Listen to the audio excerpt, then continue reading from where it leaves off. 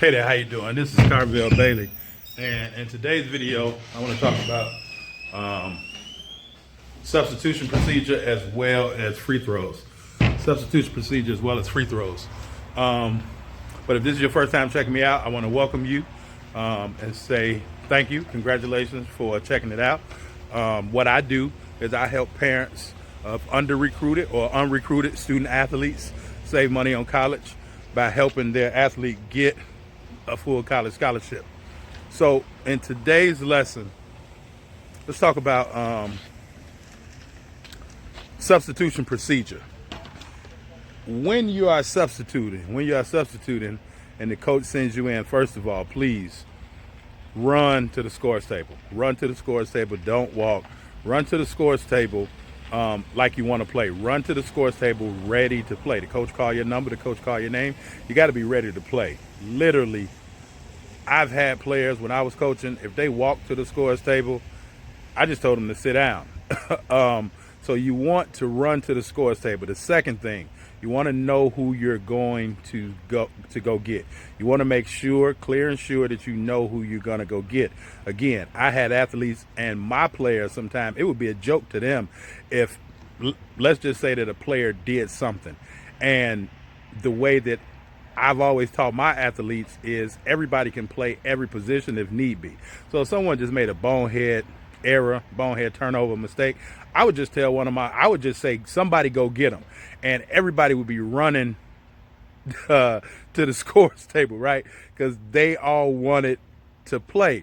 But now, if I told somebody to go get somebody and then they got to the scores table and the table blew the horn and they didn't know who they were going to get, I just told them to sit down. And then from there, the rest of the team would try to jump up and beat them, be first to the scores table because they knew that someone had to make that substitution. So first thing, run to the scores table. Second thing, know who you're going to get. Okay, now this is a little different because some coaches do it differently depending on how they teach it. Some coaches may not teach it, and then coaches get frustrated when this happens. So when you go to substitute that individual, make contact with that individual. Some coaches, and I've had my athletes either take a towel, take their shooting shirt, some type of exchange, water bottle, something.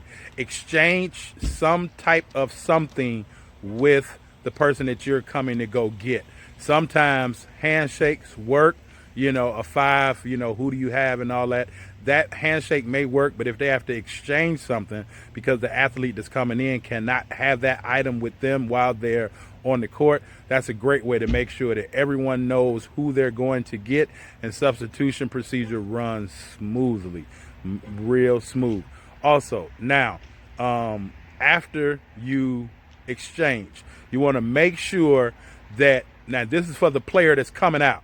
Players that's coming out, and I always talk about attitude is the most important thing. Your attitude is the most important thing. So when you come out, you don't want to be upset and mad, and now you're not going to tell the person who's coming in for you who you have, what type of defense that you all are in. Now the person that's coming in should already know that. The person that's coming in should be paying attention to what's going on, paying attention to what the team is running.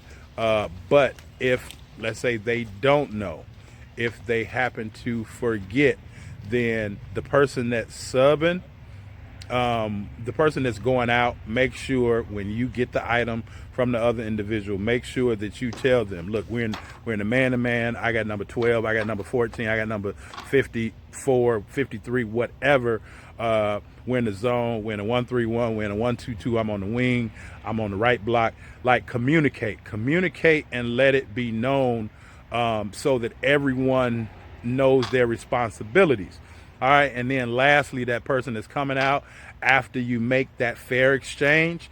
Now hustle off the court and let's get to the bench so that you can get whatever rest or instruction that you need to get back out on the court.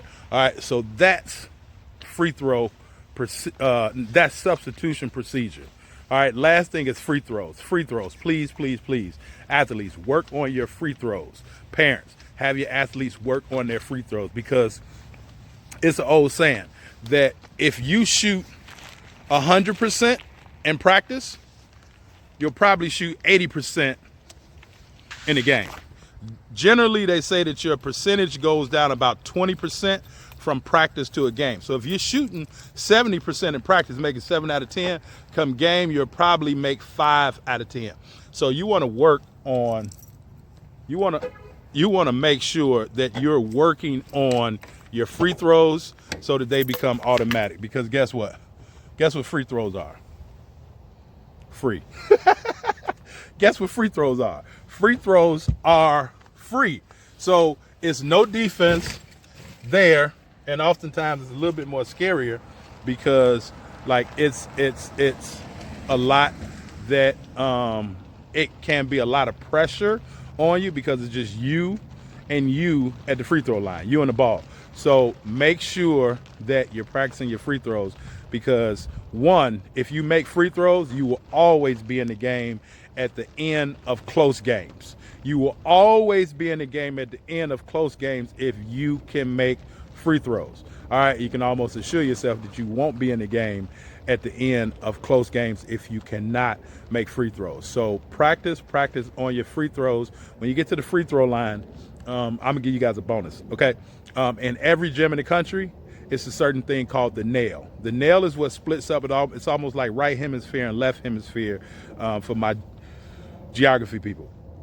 So it's the center point of the court. In every gym in the country, there's a little nail hammered all the way into the court, and that splits up the court. That splits up right and left. A lot of coaches teach get to the nail, like that's the help line. That's the middle of the court. So with the free throw procedure, you want to make sure that you're somewhat center, either lined up, find a nail, line your like lead foot up, or just get square with the basket in the middle.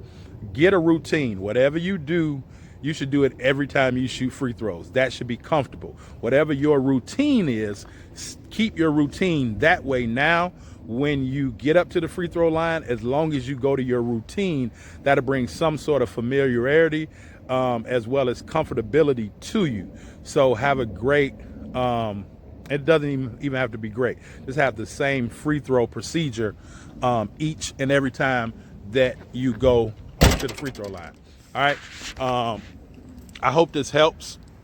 If you would like more training like this, especially if you have an under-recruited athlete, and you as a parent want to definitely save money on college by helping them get a college scholarship, and you want to take a look at this free training that I put together, then just go to B2BSD-hoopsmastery.com. That's B2BSD-hoopsmastery.com, and it's a free training there for you. And if you would like my help with any of these things, definitely feel free to reach out to me, and we can hop on the phone and we can come up with a plan to be able to help your athlete and then eventually help you save that money on college. All right, so I hope this helps. Again, this is Coach Carvel Bailey with another one.